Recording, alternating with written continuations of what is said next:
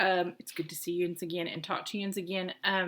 So I'd mentioned last week that we were going to do like a game night, but I've decided to wait until next week to do it because, first of all, I had a surprise for you and it didn't get here quick enough. And so I want to get it sent out to you before our game night. And so it has come. It came yesterday, and so I'm going to get those sent out to you for next week. Plus, I decided that I wanted to finish up with the story and the lessons on Jacob because we were kind of right at the end and fixing to start something new. And I wanted to go ahead and finish that up before we had our game night because I may have a little activity planned about Jacob. And so I wanted to get that all cleared up. So tonight's lesson is going to be the last lesson focusing on Jacob as a young man. Now, we are going to hear about Jacob in the next few lessons, but he's not going to be our focus. So to recap, Jacob tricked his brother Esau. Esau sold his birthright to Jacob because he was hungry and he just couldn't stand being hungry, and so he sold his birthright. But then Jacob tricked Esau and got his blessing from his father instead of Esau getting the blessing that he should have gotten. And so if you remember, this is the part I want you to remember how angry Esau was for being tricked. He was very angry. And he even threatened to kill Jacob when their father died. And so Jacob left for his own safety. And then we talked about a dream that Jacob had about that ladder coming down from heaven. And that the angels are going up and down the ladder. And that God tells him that he's going to be with him. He's going to take care of him. No harm is going to come to him during this time that he's away from his family. And he also promises him, you're going to come back home eventually. So we're up to there.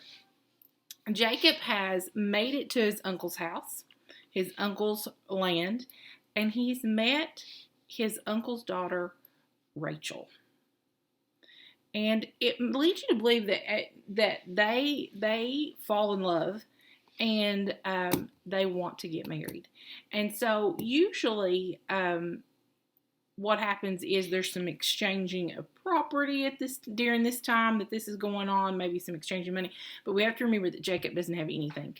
He didn't come with anything. He has nothing to his name right now. So he agrees to work for his uncle for 7 years, not 6, but 7 years, in order to be able to marry Rachel. So he works really hard for his uncle, and his uncle has sheep and lots of animals to care for. And I think Jacob actually, he takes care of sheep for his uncle and works really hard for 7 years. And so 7 years has ended, and he comes to his uncle and he says, I worked for you 7 years like you asked. I want to marry Rachel. So his uncle says, okay, we're going to have a wedding. And so at that time, when you're married, you know how like we have veils that we wear, and you can see through the veil. I'm not really sure how their marriage ceremony went, but anyhow, he couldn't see Rachel through her garment that she had on, and so he didn't realize that his uncle was tricking him. Remember that word trick. Now, Jacob's been guilty of tricking his brother, but he's never been on the receiving end of a trick. Well, now he is. And his uncle tricks him. And instead of marrying Rachel, Jacob marries the older sister, Leah. Well, he doesn't realize it until after the marriage is over with. And he comes back the next morning and he's very angry with his uncle. And he says, you've tricked me. You told me you were going to let me marry Rachel, and you've tricked me. And I'm going to read a verse to you here, what he says to his uncle. And it's, if you want to turn to your Bibles, it's Genesis chapter 29, verse 25. I'll give you just a second if you want to look that up. And I'm going to read to you what he says. And he says, and it came to pass that in the morning, behold, it was Leah. Now Leah is the older sister. And he said, Laban, what is this thou hast done unto me? Did not I serve thee for Rachel? Wherefore then hast thou beguiled me? And now beguiled means that you've tricked, that you've lied to me. You've not done what you said. And so it goes on down, and Laban said, "It must not be so done in our country to give the younger before the firstborn." And he tells him, "Well, I couldn't let you marry the younger daughter before the oldest daughter, the firstborn, was married, so I'll let you marry her instead." That was his reasoning. That was wrong. And Jacob is very, very angry. But here's the thing that I really admire about Jacob in this situation. Now, it's not uncommon during this time that Jacob is alive for men to have more than one wife. So we have to kind of remember that's kind of the norm. And that, because if you're sitting here thinking, but he's fixing to marry, he's got one wife, he can't marry Rachel now because he's got a wife. That's not uncommon for men to do that. And that was considered normal at this time. But Jacob doesn't try to hurt his uncle. He doesn't try to hit him. He doesn't threaten him. He says, "Well, what do I need to do?" And so his uncle says, "Well, work another 7 years. If you'll work another 7 years, I'll go ahead and let you marry Rachel too." And so Jacob agrees because he loves Rachel. He wants to have her as his wife. And so he agrees to work 7 more years. Well, because he agrees to that, his uncle goes ahead and lets him marry Rachel, and they stay, and he works for another 17 years, or 7 years. So you have to remember, Jacob works for his uncle for 14 years. That's a long time.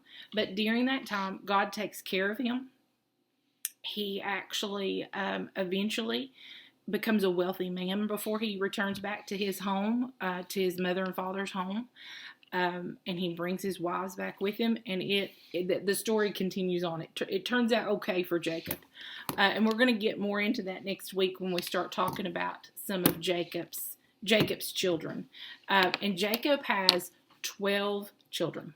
And this is important. I'm going to give you a little homework to see if you can figure out. Those 12 children are very, very important.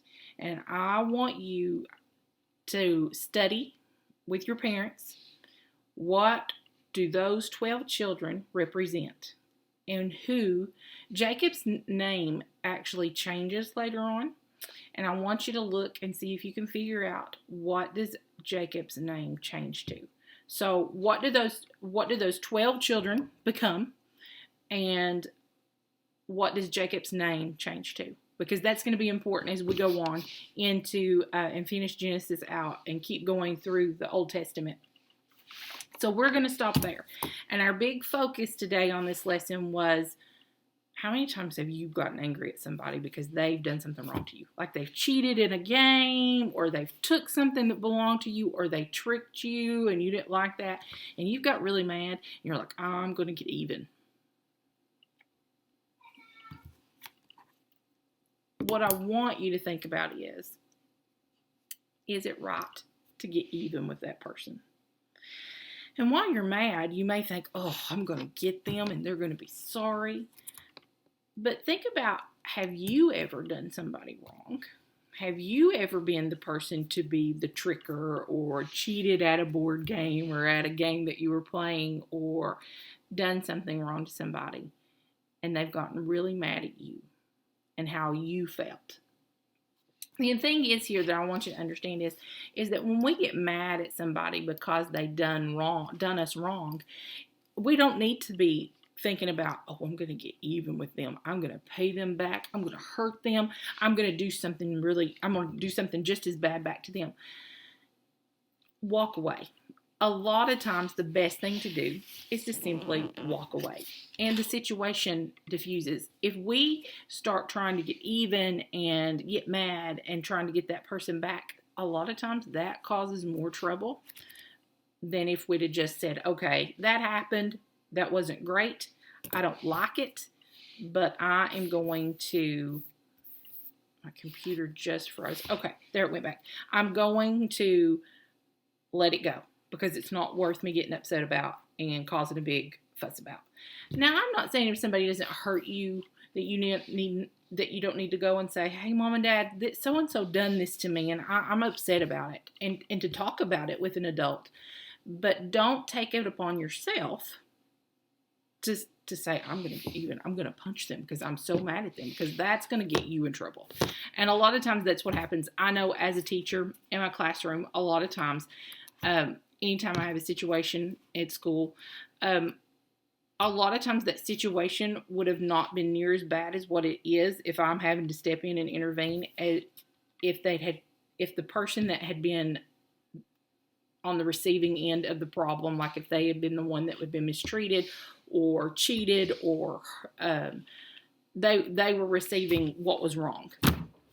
If that person had simply just come and said, hey, so-and-so has been doing this to me, and I need to tell you about it, it would have been a lot better if they'd have come to me and talked to me about it than what usually happens is they decide, I'm going to take care of this myself.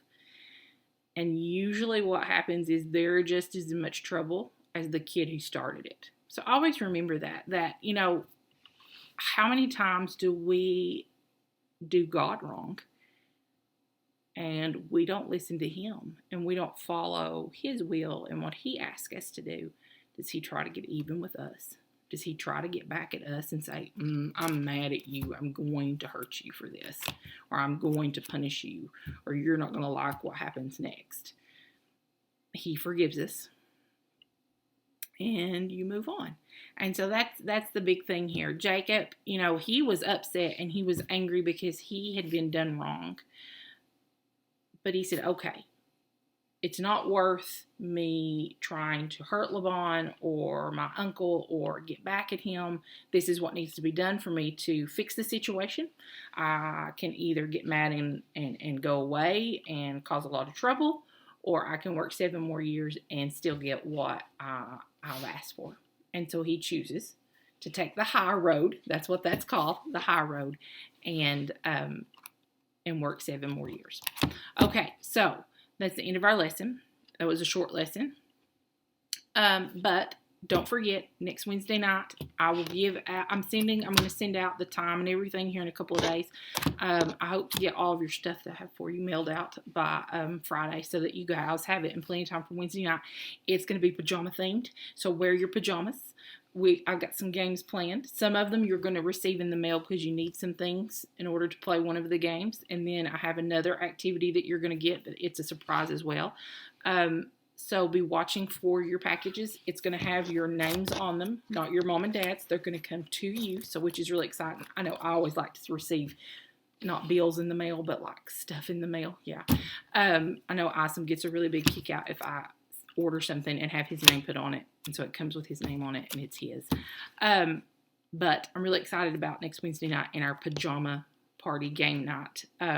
So I will send out instructions on how to log on to Zoom and all of that. And we may do a test run like maybe earlier in the week so we make sure everybody's able to do it, and that way we've practiced it. And then Wednesday night will be the big night. But I love you all. I hope to see all of you on Wednesday night at our pajama party game night.